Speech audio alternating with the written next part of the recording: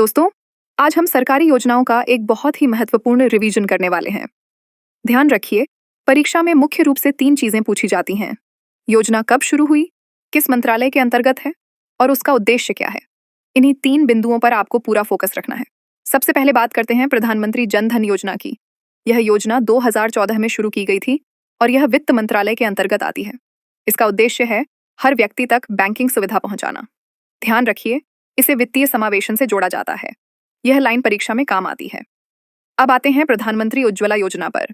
यह 2016 में शुरू हुई और पेट्रोलियम तथा प्राकृतिक गैस मंत्रालय के अंतर्गत आती है। इसका मुख्य उद्देश्य गरीब महिलाओं को एलपीजी कनेक्शन देना है ताकि वे स्वच्छ ईंधन का उपयोग कर सकें।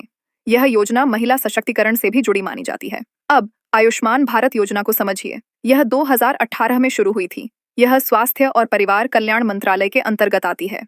इसमें पात्र परिवारों को 5 लाख रुपए तक का स्वास्थ्य बीमा मिलता है। और ध्यान रखिए, इसे प्रधानमंत्री जन आरोग्य योजना भी कहा जाता है। यह सवाल अक्सर पूछा जाता है। अब प्रधानमंत्री किसान सम्मान निधि।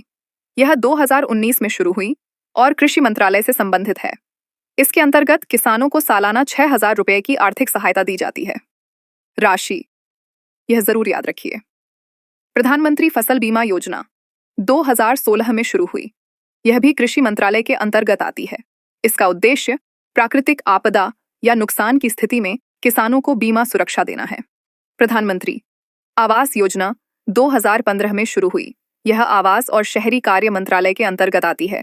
इसका लक्ष्य है हर परिवार को पक्का घर देना। याद रखिए, इसके ग्रामीण और शहरी 2 भाग हैं। अटल पेंशन योजना 2015 में शुरू हुई। यह वित्त मंत्रालय के अंतर्गत आती है। इस योजना में असंगठित क्षेत्र के लोगों को 60 वर्ष की आयु के बाद पेंशन मिलती है। आयु सीमा याद रखिए। प्रधानमंत्री मुद्रा योजना भी 2015 में शुरू हुई। यह वित्त मंत्रालय से संबंधित है। इसका उद्देश्य छोटे व्यापारियों को बिना गारंटी ऋण देना है और इसमें 3 श्रेणियां होती हैं: शिशु, किशोर और तरुण। अब आगे कुछ और महत्वपूर्ण योजनाएं समझ लेते हैं जिनसे अक्सर प्रश्न बनते हैं। प्रधानमंत्री जीवन ज्योति बीमा योजना 2015 में शुरू हुई थी। यह वित्त मंत्रालय के अंतर्गत आती है। इसका उद्देश्य कम प्रीमियम पर जीवन बीमा उपलब्ध कराना है। प्रधानमंत्री सुरक्षा बीमा योजना भी 2015 में शुरू हुई। यह भी वित्त मंत्रालय से संबंधित है। यह दुर्घटना बीमा से जुड़ी योजना है। स्टैंड अप इंडिया योजना 2016 में शुरू हुई। यह वित्त मंत्रालय के अंतर्गत आती है। इसका उद्देश्य अनुसूचित जाति, अनुसूचित जनजाति और महिलाओं को उद्यम शुरू करने के लिए ऋण देना है। राष्ट्रीय पोषण मिशन, जिसे पोषण अभियान भी कहा जाता है, 2018 में शुरू हुआ। यह महिला एवं बाल विकास मंत्रालय से संबंधित है।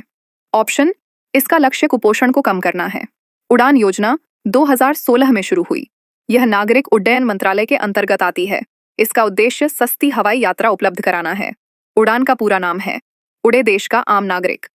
प्रधानमंत्री ग्राम सड़क योजना 2000 में शुरू हुई थी। इसका उद्देश्य ग्रामीण क्षेत्रों को पक्की सड़कों से जोड़ना है। यह ग्रामीण विकास मंत्रालय से संबंधित है। पेक है राष्ट्रीय ग्रामीण आजीविका मिशन 2011 में शुरू हुआ। इसका उद्देश्य ग्रामीण गरीबों को स्वरोजगार के अवसर देना है। राष्ट्रीय शहरी आजीविका मिशन 2013 में शुरू हुआ। इसका उद्देश्य शहरी गरीबों को रोजगार सहायता देना है। फेम इंडिया योजना 2015 में शुरू हुई। यह भारी उद्योग मंत्रालय के अंतर्गत आती है। इसका उद्देश्य इलेक्ट्रिक वाहनों को बढ़ावा देना है। प्रधानमंत्री श्रम योगी मानधन योजना 2019 में शुरू हुई। यह श्रम और रोजगार मंत्रालय के अंतर्गत आती है। यह असंगठित क्षेत्र के मजदूरों के लिए पेंशन योजना है।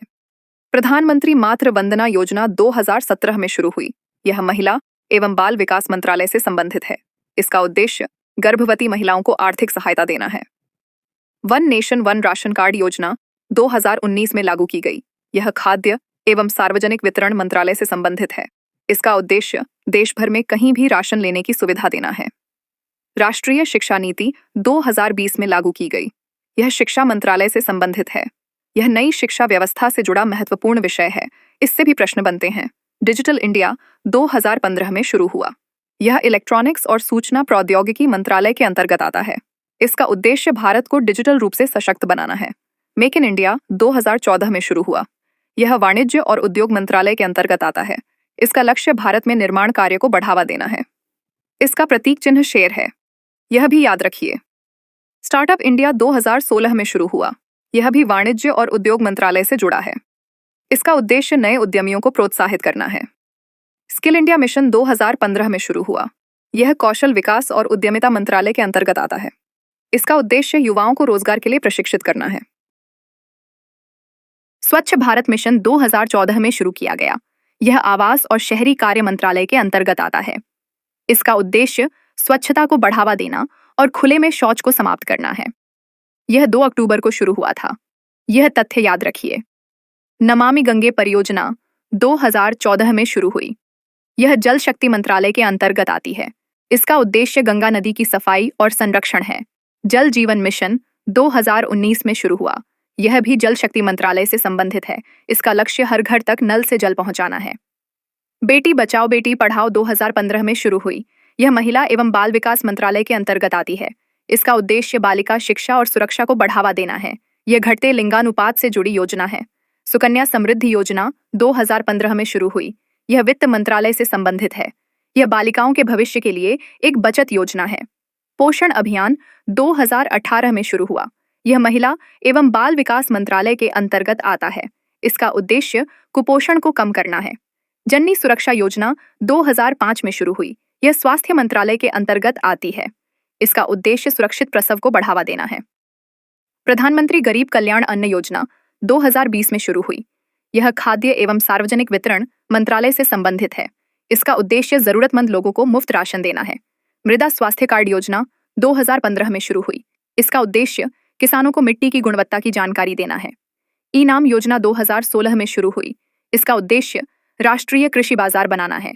प्रधानमंत्री कृषि सिंचाई योजना 2015 में शुरू हुई। इसका लक्ष्य हर खेत को पानी उपलब्ध कराना है। अब राज्य स्तरीय योजनाएं भी समझ लीजिए।